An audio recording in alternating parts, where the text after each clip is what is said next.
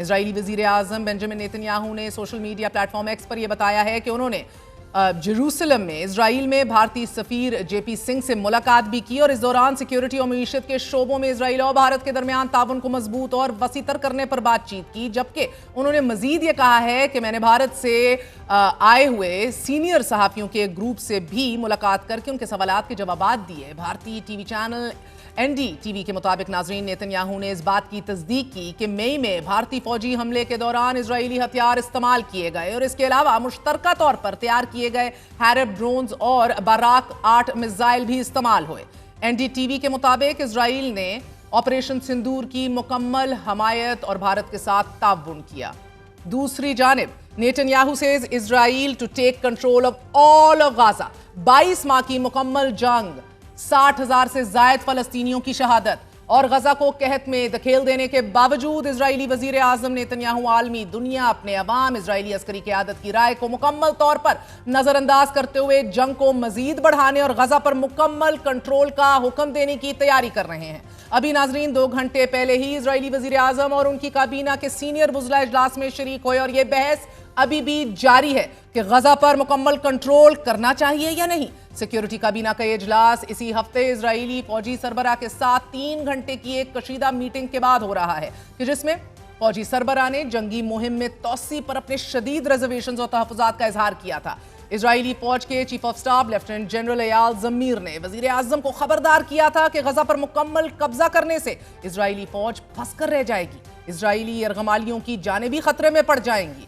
Reserve forces میں پہلے ہی تھکن اور کمزوری پائی جا رہی ہے اور مکمل قبضے کا اقدام فوجی دباؤ کو مزید بڑھا دے گا۔ ان تحفظات کے بعد چیف آف سٹاف نے متبادل حکمت عملی دیتے ہوئے یہ تجویز سامنے رکھی کہ غزہ شہر اور ان علاقوں کو گھیر لیا جائے کہ جہاں ممکنہ طور پر یرغمالی موجود ہیں،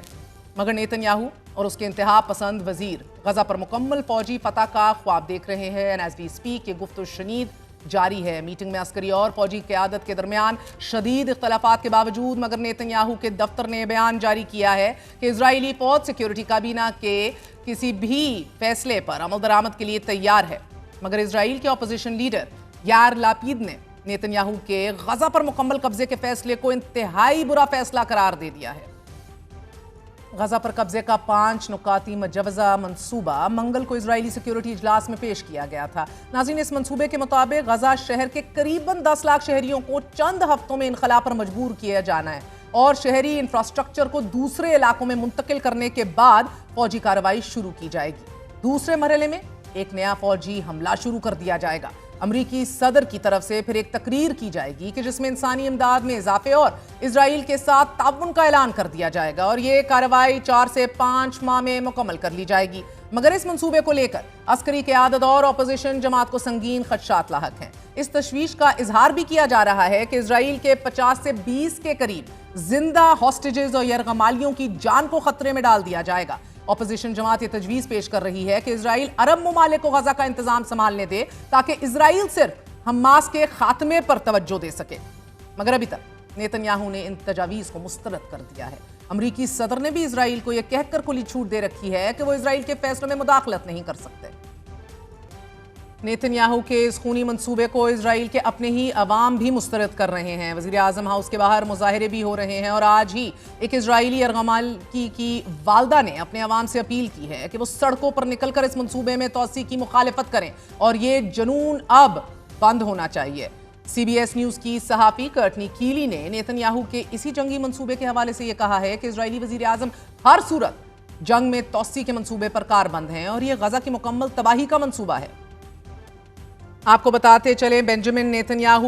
نے فاکس نیوز کو انٹرویو دیتے ہوئے یہ دعویٰ کیا ہے کہ اسرائیل غزہ کا مکمل کنٹرول حاصل کرے گا اور پھر ہی کسی تیسری پارٹی، تھرڈ پارٹی کو اتھارٹی ہینڈ اوور کرے گا اپون ملٹری وکٹری۔ ناظرین، اس منصوبے کو لے کر اسرائیلی افواج نے غزہ پر بمباری تیز کر دی ہے اور گزشتہ 24 گھنٹوں کے دوران 135 فلسطینی شہید ہو چکے ہیں، ان میں سے 5 بھوک اور قحط کی وجہ سے زندگی کی بازی ہار گئے ہیں۔ ناظرین، غزہ میں بھوک سے شہید ہونے والوں کی تعداد 197 سے تجاوز کر چکی ہے۔ Mind you these are only the figures being reported اور ان میں 96 بچے بھی شامل ہیں۔ غزہ میں صحت و خوراک کا نظام مکمل طور پر تباہ ہو چکا ہے۔ ہسپتالوں میں خون کی شدید قلت ہے. بھوک اور قحط کی وجہ سے فلسطینی شہری اپنے عزیزوں کو خون کا عطیہ دینے کے قابل بھی نہیں رہے. عالمی ادارہ صحت کا یہ کہنا ہے کہ ہسپتالوں میں 14,800 مریض ایسے ہیں کہ جنہیں فوری طبی امداد کی ضرورت ہے، اور اگر ایسا نہ ہوا اور یہ امداد نہ پہنچی تو یہ سب کے سب زندگی سے ہاتھ دھو بیٹھیں گے.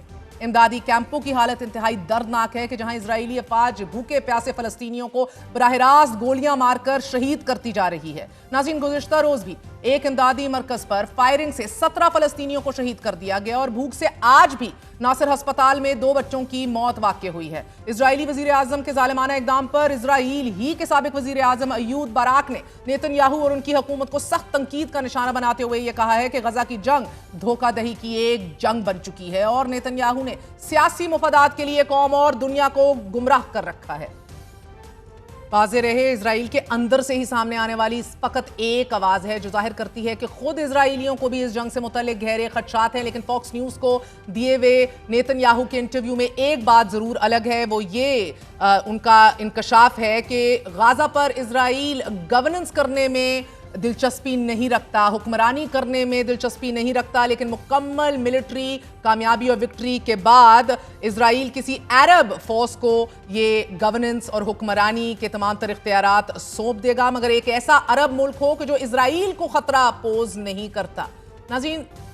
گہرے خدشات ہیں. ایک اسرائیلی رکن پارلیمنٹ آفر کاسف نے بھی اسرائیلی پارلیمنٹ میں ایک اسرائیلی مصنف ڈیوڈ گراسمن کا حوالہ دیتے ہوئے بتایا ہے کہ اسرائیل غزہ میں نسل کشی کر رہا ہے. ڈیوڈ گراسمن، جسے اسرائیل کے ضمیر کی آواز سمجھا جاتا ہے، اس نے گزشتہ ہفتے ہی ایک انٹرویو میں یہ کہا کہ میرا دل ٹکڑے ٹکڑے ہو چکا ہے، لیکن مجھے سچ کہنا ہوگا، یہ نسل کشی ہے، یہ جینوسائیڈ ہے.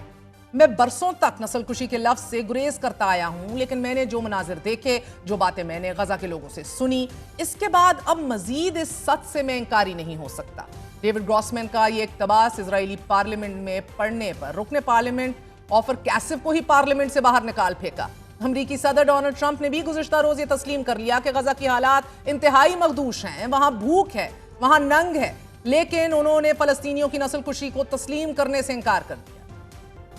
خوفناک واقعات کا اعتراف امریکی صدر ڈونلڈ ٹرمپ بھی کر رہے ہیں، اور اب اسرائیل کے اپنے ہی اندر سے آگ کا ایک لاوا ابل پڑا ہے. 600 سے زائد سابق اسرائیلی حکام نے امریکی صدر ڈونلڈ ٹرمپ کو خط میں غزہ جنگ ختم کرنے کا مطالبہ کر دیا ہے. خط میں سابق اسرائیلی حکام نے یہ لکھا ہے کہ اسرائیل کے لیے حماس اب کوئی خطرہ نہیں رہا، اس لیے صدر ٹرمپ اسرائیل پر دباؤ ڈالیں، وہ جنگ ختم کریں، یرغمالیوں کو واپس لائیں، تکلیف کا خاتمہ کریں. جبکہ اسرائیلی وزیر اعظم کے دفتر کے باہر سینکڑوں اسرائیلیوں نے آج مظاہرہ کرتے ہوئے کہا ہے کہ حماس کی قید میں اسرائیلی یرغمالیوں کو رہا کروایا جائے ہر صورت. ناظرین، گزشتہ 5 ماہ کے دوران غزہ مکمل بھوک اور قحط کا شکار ہو چکا ہے. 20 لاکھ کی آبادی کو خوراک، پانی، ادویات کی شدید قلت کا سامنا ہے، اور اس بھوک سے روزانہ درجنوں فلسطینی شہید ہو رہے ہیں.